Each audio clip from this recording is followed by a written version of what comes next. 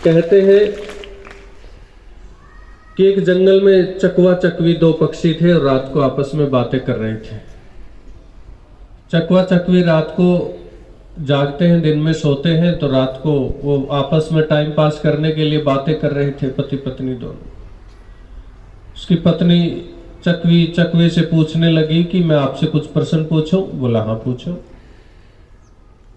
बोला ये बताओ, सबसे बलवान कौन होता है? क्या सब अपने भाग्य का खाते हैं,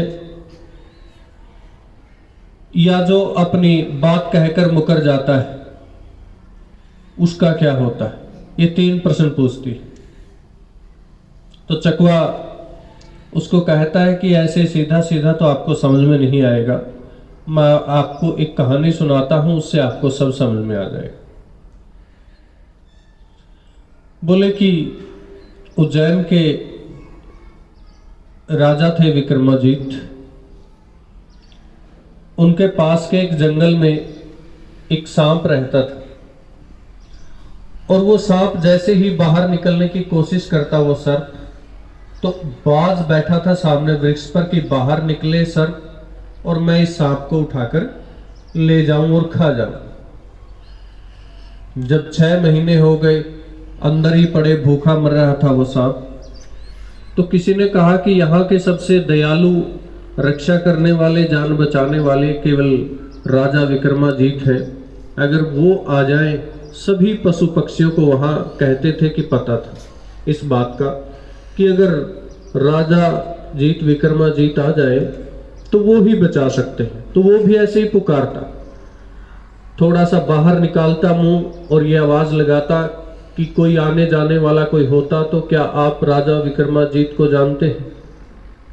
सभी से कहता यही बात। उसको ऐसे कहते कहते 6 महीने बीत गए। एक दिन राजा जीत विक्रमाजीत खुद जंगल में आए शिकार खेलने के लिए, और ऐसे ही कहते कि सर्प आवाज लगा रहा था कि हाँ आप राजा विक्रमाजीत को जानते हैं। तो वो बोला आपको उससे क्या काम है? खुद राजा विक्रमाजीत उसके पास आए और बोले आपको क्या काम है? बोला काम ये है कि वो सबकी रक्षा करते हैं, बड़े दयालु हैं, और मैं 6 महीने से भूखा हूं, सामने ये बाज बैठा रहता है, जैसे ही बाहर निकलने की कोशिश करता हूं ये झपट्टा मारता है, तो इसलिए वो मुझे बचाए। बोला मैं ही राजा विक्रमाजीत हूं, बोलो आपकी क्या मदद करूं? बोला बस यही मदद है कि आप इस बाज से बचाएं। बोला ठीक है, आप निकलिए बाहर, मैं आपको आगे जंगल में ऐसी जगह छोड़ दूंगा। बोला नहीं, वहां ये पीछा करता है, बाज की नजर बड़ी तेज होती है, ये मुझे ढूंढ ही लेगा जहां भी आप छोड़ेंगे, तो इसलिए कुछ देर के लिए इसको, बाज को चकमा देने के लिए आप मुझे अपने पेट में स्थान दे दे। तो बोला ये कैसे संभव है? बोला हाँ मैं आपको पता भी नहीं चलने दूंगा, और मैं आपके पेट में ही रेस्ट करूंगा, और जब इसको लगेगा कि वो कहीं चला गया फिर मैं निकल जाऊंगा और जंगल में चला जाऊंगा। बोला ठीक है, आ जाइए। वो सांप उस राजा के पेट में प्रवेश कर जाता है, और जैसे ही राजा आगे घने जंगल में जाता है और फिर कहता है कि अब यहाँ कोई बाज नहीं है, कोई देखने वाला नहीं, अब तो निकल जाओ। वो सांप मुस्कुराने लगता है और कहता है कि पागल है तू भी राजा, इससे अच्छी जगह मुझे कहाँ मिलेगी? यहाँ अंदर बैठे बैठे मुझे खाना मिल रहा है, जो आप इतना सुंदर भोजन करोगे वही मेरे पास पहुंचेगा, मैं नहीं निकलने वाला। राजा बोला कि तू अपनी बात से मुकर रहा है, देख ले। बोला देख लिया, मैं नहीं निकलने वाला। तो कहते हैं भीतर उसने अपना जहर छोड़ दिया, और जैसे ही जहर छोड़ा तो बाहर कोढ़ निकलने लगा राजा को। कोढ़ लग गया तो वो कोढ़ लेकर वापिस अपने राज्य में नहीं जा सकता था।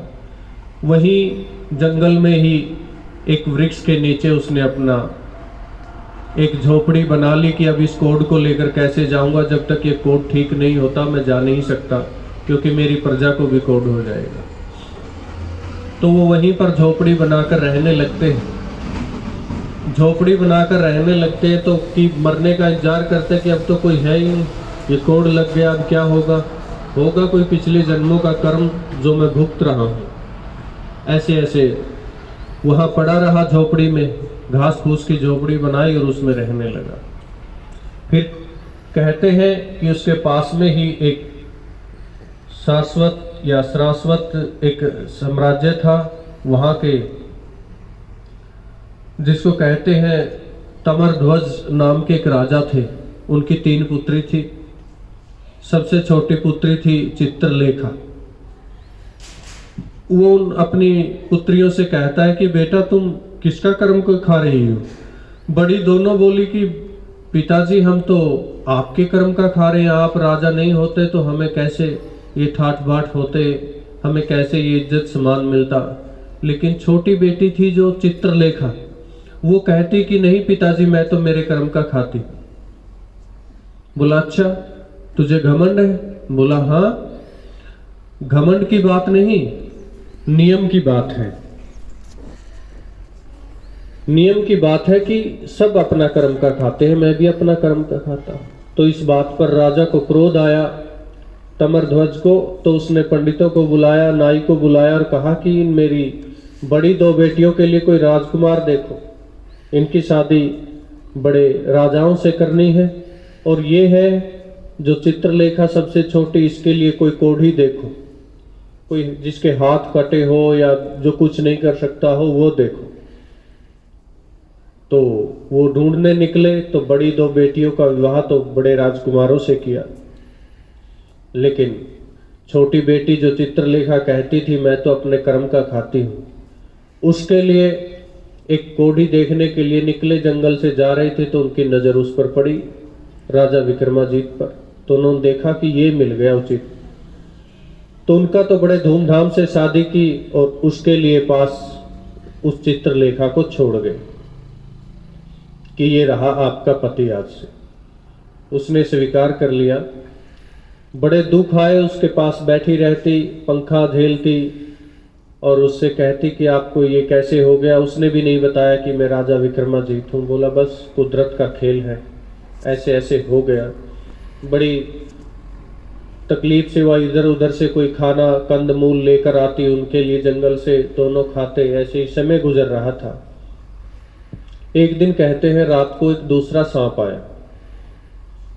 दूसरा सांप आया और वो आकर सोए हुए विक्रमाजीत के पेट पर बैठ गया। तो जैसे ही आंख खुली उनकी तो उन्होंने देखा, वो डर गए और वो सांप कहने लगा कि डरने की बात नहीं,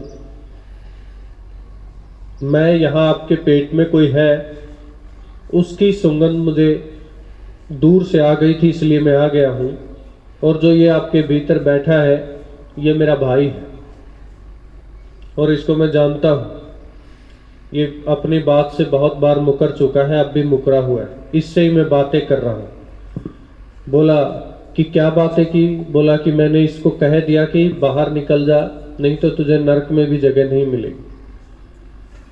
तो राजा बोला क्या ये निकलेगा? बोला नहीं, अब भी कह रहा है कि नहीं मुझे तो यहाँ आनंद आ रहा है, निकलने के लिए तैयार ही नहीं है।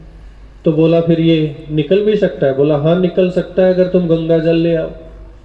1 गिलास गंगा जल का पी जाओ, इसके 1000 टुकड़े हो जाएंगे अंदर ही और ये मर के बाहर निकल जाएगा मल के द्वारा। तो चित्रलेखा जंगल में घूमती घूमती किसी ऋषि मुनि की झोपड़ी में पहुंची और वहां उनसे पूछा कि पता ही है कि ऋषि मुनियों के पास गंगा जल होता ही। तो पूछा तो ऋषि ने कहा कि आपको क्या करना है?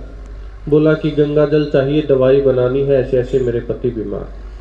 तो वो 1 गिलास गंगा जल का लेकर आती है और राजा को पिलाती। जैसे ही उसको विक्रमाजीत को पिलाती है वो कट कट के बाहर निकल जाता है सांप और वो बिल्कुल ठीक हो जाता है। और वो सांप ये भी बता जाता है कि इसने मेरे साथ भी ऐसा ही धोखा किया था। मेरा एक यहाँ बहुत खजाना है जंगल में, आपकी झोपड़ी के कुछ ही दूर पर जहाँ मैं रहता हूँ, वहाँ बहुत बड़ा धन है, दबा हुआ है। आप वहाँ पर जाकर खुदाई कर सकते हैं, देख सकते हैं। मैं भी अब जा रहा हूँ अपना शरीर त्यागने के लिए। मैं पिछले जन्मों में इनका कर्ज था मेरे ऊपर राजा विक्रमाजीत का, वो उतारने के लिए आया था। बोला इतनी फीट दूरी पर वो बिल। तो सांप मर के बाहर निकल जाता है, वो ठीक हो जाता है कोढ़ से और उनको वो धन मिल जाता है वहाँ जो सांप ने बताया। और उस धन से वो वहीं पर बड़ा महल खड़ा कर लेते हैं और वही रानी वहाँ एक अलग साम्राज्य बस जाता है। और तभी उसके पिता जो तमरध्वज थे उन पर दूसरे राज्य के राजा आक्रमण कर देते और उनके राज्य को हड़प लेते हैं और वो अपने परिवार के साथ जान बचाते हुए जंगल में आता है। जंगल में आता है और जंगल में आता है तो वो देखता देखता उसको एक महल नजर आता है। उस महल के बाहर खड़ा होकर भीख मांगने लगता है रोटी के लिए कि भोजन मिल सकता है शरण।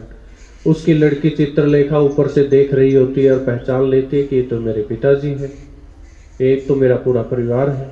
तो वो भीतर बुलाती है और वो भी देखकर पहचान लेता है कि तुम यहाँ कैसे महल में, आपको तो कोढ़ी मिला था। बोला यही कोढ़ी राजा जीत विक्रमाजीत है